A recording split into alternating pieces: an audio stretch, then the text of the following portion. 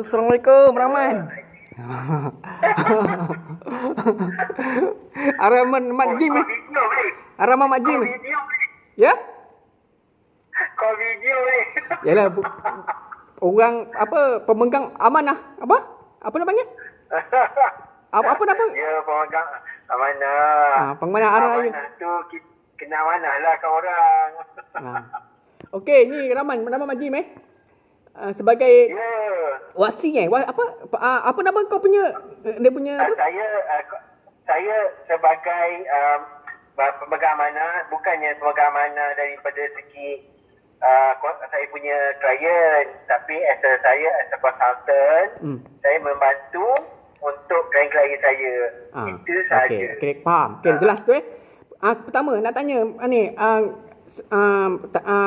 kes pertama si mati meninggalkan apa nama tu harta tak alih. Harta tak alih tu maksudnya dia ada tanah dan atas tanah tu ada rumah, sebiji rumah lah. Okey. Adakah rumah tersebut perlu diperaitkan? Okey. Itu saja satu dulu. Perlu. Okey. Okey. Benda pertama, tanah tu adalah tanah siapa? Kita nak tahu. Tanah tu atas nama atuk lah kata contoh kan. Okey, atuk ni tak namakan kepada anak dia. Okey, anak maknanya generasi yang kedua lah. Generasi pertama adalah atuk regengan, katalah macam tu kan. Kata atuk punya tanah tadi tak ditukar nama lagi. Tanah tu masih jadi pusaka tau. Tanah tu jadi pusaka. Bila jadi pusaka, kena bagi pusaka dekat anak-anak dulu. Anak-anak yang hidup. Yang dah tak ada tu nak buat macam mana kan? Yang tak ada tu kena pergi kat cucu lah pula. Dia banyak lapis tu. Okey, itu pertama. Banyak benda yang kena buat. Okey, satu tu. Lagi? Okey, kedua, kalau tanah tu dah namakan tanah kepada waris katakan waris perempuan kan. Tapi rumah atas tu masih belum dibagi nama, belum dibahagikan. Maksudnya tanah saja, sebab tanah-tanah lain semua dah dibagikan sama rata kepada waris-waris lah kan. Tapi tanah si mati atas memiliki sebuah tanah, sebuah rumah, banglo lah. Okey. Dah dinamakan. Tanah tu, tanah tu dia macam ni tau. Rumah buat atas tanah tu bukan pemilik tanah lah. Yes. It's rumah tu orang lain buat. Okey, katalah contoh katalah sekarang ni buat rumah kita yang keluarkan kos. Tapi tanah tu bukan tanah kita. Bila kita buat atas tanah orang, bila masa tuan tanah tu akan minta kita keluar. Dia macam tu. Satu, kedua, minta dia pampasan buat rumah tu. Kalau kata dia nak tanah tu tanah dia, rumah yang kita dah buat tu kita minta pampasan sedikit. Sekurang-kurangnya kos rumah tu berapa yang kita keluarkan. Itu sahaja. Kalau katakan rumah tanah tu dah diberi nama kepada waris kan. Lepas tu rumah tu rumah pusaka. Adakah rumah tu perlu diperaitkan?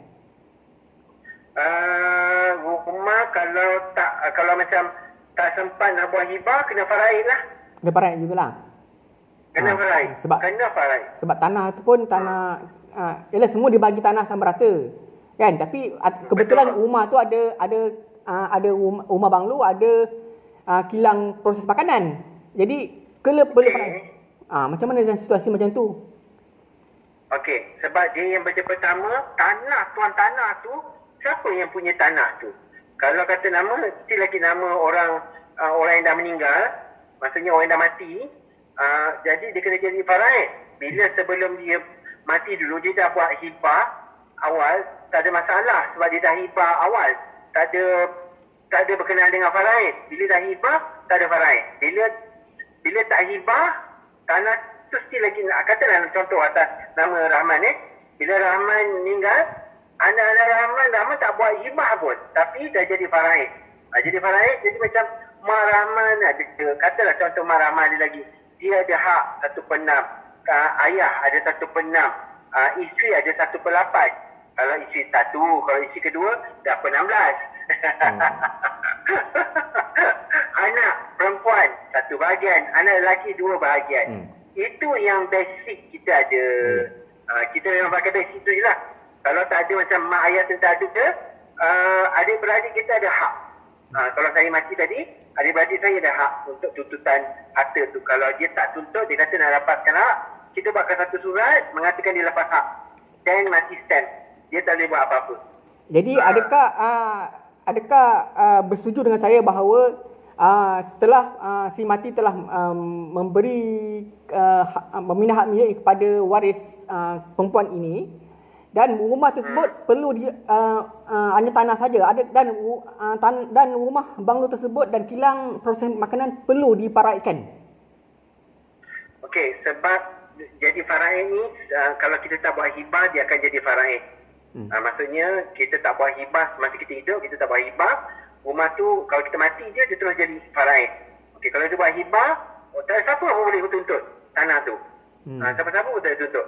Walaupun ada rumah ke ada kilang ke tanah tu, tapi hak tanah tu dia berhak. Dia boleh buat tuntutan.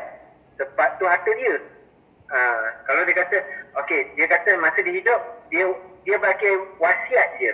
Wasiat diguna pakai masa hidup. Tapi bila kita mati, benda tu tidak boleh diguna pakai. Itu wasiat. Okey, wasiat dalam agama Islam tak ada. Tak ada. Wasiat memang tak ada dalam kita punya agama kita. Imam Syafi'i memang tak ada. Imam Syafi'i memang tak ada. Okey, jadi macam ni bila dah jadi macam kritikal kan, dalam situasi macam kritikal, katakan adalah rumah tersebut rumah banglo tersebut telah sama ada si mati telah mengatakan bahawa tanah saja dibagi pada dua waris perempuan lah. Okay. Seorang waris tu telah meninggal. Okey. Telah meninggal kan. Jadi itulah masalahnya sekarang. Memang tanah tu memang tanah dah dinamakan, dah diturunkan kepada waris perempuan dua-dua ni. Tapi masalahnya dah tukar nama. belum lagi. Masalahnya itulah nak diagihkan kepada harta pusaka kecil. Jadi masalahnya sekarang isunya, maknanya adakah pasti bahawa tanah rumah banglo tersebut dan kilang tu perlu diparaikan atau tidak? Berdasarkan pada pernyataan hibah itu sendiri. Adakah hibah tu meliputi tanah sahaja yang atau bangunan di atas tanah, yang mengambil kira juga sebagai keseluruhan aset kekal atau tak alih? Okey, dia memang jadi dia akan jadi ada aset kekal sebab tanah tadi dibuatkan bangunan, tak kisah